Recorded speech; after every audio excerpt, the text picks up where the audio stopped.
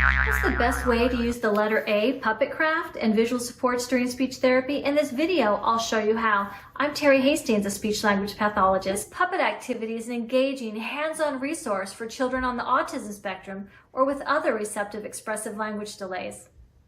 This activity allows you to focus on a variety of goals, such as expanding utterance length, following directions, vocabulary development, articulation, fluency, and more. The visual supports are designed for a wide range of communication needs. Having the option to choose the complexity is great when you're working with a group of children and they're all working at a different level. You can have one child using visuals for a picture exchange model of communication, another child using a voice output device, and another child using sentence strips to increase utterance length while everyone is working on the same activity. For two-piece puppets, you can choose between 2, 3, or 4 step-by-step directions.